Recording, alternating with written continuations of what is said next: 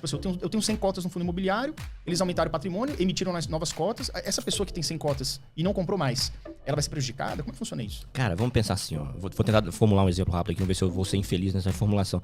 Mas vamos supor que a gente tem um fundo imobiliário que tem um apartamento. Eu e você somos os únicos cotistas, tá? A gente tem um apartamento que vale 1 milhão e só tem 2 cotas esse fundo, eu e você. Então cada um de nós tem uma cota ali de 500 mil reais, beleza?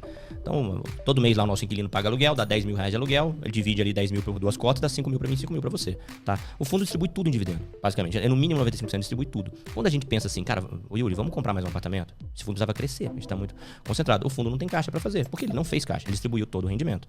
Cabe a nós devolvermos agora dinheiro pro fundo, se a gente quiser, se não quiser não tem problema, pra gente comprar, para que o fundo possa comprar outro imóvel. A proposta é comprar outro apartamento idêntico, nesse meu exemplo aqui simulado.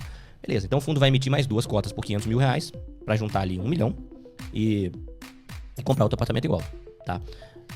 Aí ele vai lá e faz essa emissão, tá? Aí eu tenho dinheiro para comprar. A gente tem preferência de comprar mais 2 cotas, eu posso comprar uma, você pode comprar uma. Eu tenho dinheiro pra comprar, eu vou lá e comprei e fiquei com 2 cotas agora. O fundo vai ter 4. Você não tem dinheiro pra comprar. Você gastou teu dinheiro, enfim, usou pra viver, ou não acha interessante investir naquilo naquele momento. Você não comprou aquela cota. Então vai ser ofertado no mercado. Alguém compra aquela cota. Então o nosso fundo agora, aí entrou o dinheiro no fundo, no caixa do fundo, mais 1 milha, né? Ele comprou outro apartamento, né? Agora nós somos tem 2 apartamentos, cada um paga 10 mil de aluguel. O fundo divide ali 20 mil, dá 5 mil por cota. São 4 cotas, né? Só que eu tenho 2 agora. Então eu não recebo mais 5, eu recebo 10. Eu comprei 2. Esse colega nosso que entrou de fora, investidor novo, tem uma cota, recebe uma. E você não quis entrar. Você continua com a mesma cota, não mudou nada na sua vida. Você recebe os seus 5 mil reais que você já recebia antes. Você foi diluído. Diluído como assim? Antes você tinha 50% de participação do fundo. Hoje você só tem 25%. Por opção sua, você não quis entrar. Mas isso não muda nada, partindo do princípio, né? Isso aqui nesse exemplo hipotético que o gestor está comprando um imóvel semelhante ou melhor, você não vai perder nada, né? Você ainda ganhou que agora teu rendimento vem de 2 imóveis diferentes. Agora se a gente ficar sem o inquilino, ainda tem algum dividendo. Antes se a gente ficar sem o inquilino, era 0. Então esses crescimentos geralmente são positivos pro cotista, mesmo que ele não queira expandir. Quando a gestão é bem feita, sim, porque eles vão comprar bons imóveis. Aquilo, no mínimo, vai diversificar suas fontes de receita. Se você duvida da gestão, se ela não é bem feita, você não deveria ser cotista daquele fundo. Não tô seguro, não sei se a gestão tá trabalhando bem. Então sai fora e compra outra coisa. Você precisa ter tranquilidade naquilo que você investe. Então, isso aqui é um exemplo bem basicão de como é que funciona, né? Como analista agora. Vou falar como analista e como professor, tá? Eu sugiro que você não olhe indicadores. Por quê? Vamos de novo aquele lance lá, assim, ó. Quando o fundo imobiliário tem alguns imóveis ali dentro. Então eu preciso olhar imóveis, tá? Para começar, antes de eu ir pro fundo de papel, vamos começar pro fundo de tijolo.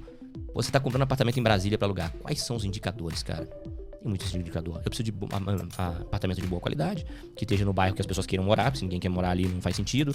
E às vezes são indicadores que não estão no portfólio. Mas assim, talvez, a gente pode chegar nisso. Mas eu acho que a primeira coisa que o investidor precisa fazer é construir um racional, né, um raciocínio de assim, ó, eu quero receber dinheiro. Esse dinheiro vem do bolso de alguém. Qual é o caminho que esse dinheiro faz do bolso de alguém para chegar no meu bolso? PVP, dividend yield, não diz nada disso. PVP é o preço do valor patrimonial. O valor patrimonial do imóvel não tem nada a ver com o preço que esse imóvel seria vendido no mercado. É tipo tabela FIP para carro, gente. Cara, eu vou falar que fantasia. É pior, fantasia. É pior. Então, isso não te diz nada. E ainda mais que você quer receber renda, né?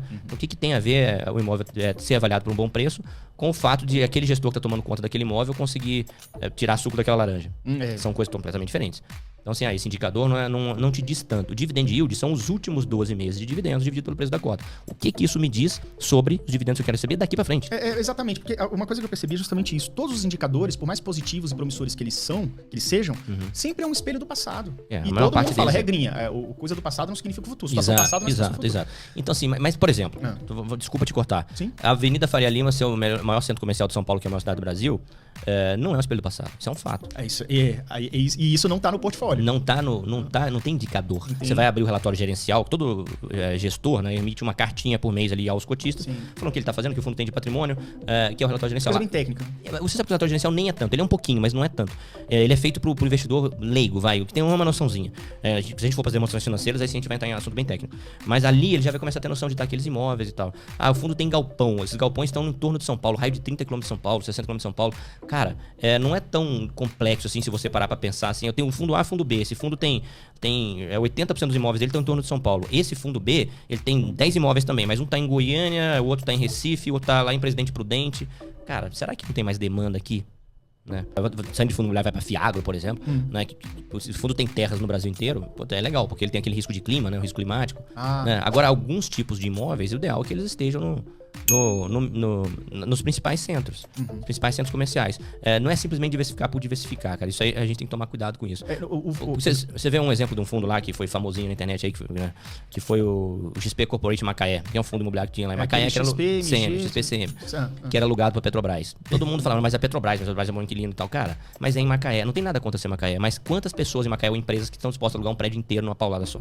E rápido. Olha o se sair de raciocínio lá. que você tem que ler, que você tem que ter. Então assim, não inventa moda, vai pro óbvio. O investidor iniciante, ele tem que ficar no óbvio. Né? Aí você vai ver alguém conseguir uma baita de uma sacada, fazendo alguma coisa muito diferente, mas vamos pro óbvio, né? Vamos tentar comprar ali no óbvio, onde tem mais demanda. Eu tô falando de imóvel comercial. Eu tenho dado exemplo aqui de apartamentinho em Brasília, né? Mas a gente tá falando de imóvel comercial. Imóvel comercial tem que estar onde o comércio gira, onde a atividade econômica gira. Então esse raciocínio o investidor vai construindo aos pouquinhos. E aí, primeira carteira de fundo imobiliário. Primeira carteira de fundo imobiliário, o cara foca nos 5 maiores segmentos. Por quê? Porque é o que tem mais fundo, é porque tem mais história. Quais são os 5 maiores? De tijolo. Não necessariamente nessa ordem, tá? Mas tijolo. Laje corporativa, galpão e shopping. Tá? Aí tem o fundo de papel, que a gente acabou de explicar. E tem o FOF, que seria o quinto, que investe em cotas de outros fundos imobiliários. Então, tem muito fundo de papel que tem cota de tem um pouquinho também. Eles podem fazer isso, alguns fazem. Então, se você focar nesses 5 maiores segmentos, esquece o resto. Esquece. Ah, por quê? Porque eu tô falando da carteira pro iniciante. Tá? Então, galpão, shopping, laje corporativa, fundo de papel e FOF. Qual é o melhor de cada segmento? Qual é o melhor fundo? Esquece. Eu vou ter 2 de cada segmento. Eu não vou precisar adivinhar qual é o melhor, eu vou tentar 2 bons. Tá, como é que eu vou escolher 2 fundos bons?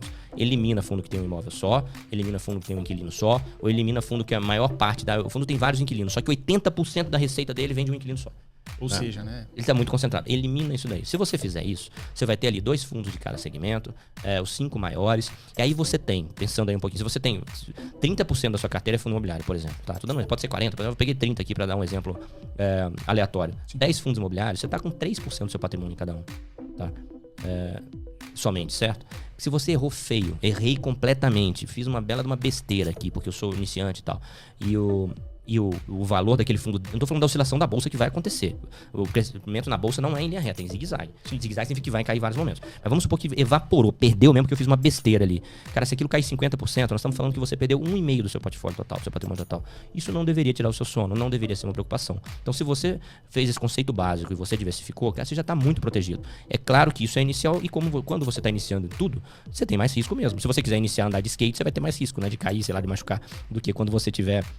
Tem que assumir uns risquinhos, né, você gente? tem que Porque assumir se você um ficar dependendo só de CDI, de poupança, aí não dá. Exatamente. E aí você vai ter que assumir a responsabilidade. Eu falo que investir é um jogo para adulto. Então, beleza, agora eu já tô montando a minha carteira. Então eu preciso ler relatório gerencial e tal. Aí você lê e percebe, pô, esse fundo de shopping que eu comprei não era tão bom, não. Cara, aquele ali era melhor. Então o que eu vou fazer? Vou vender esse e vou comprar o outro.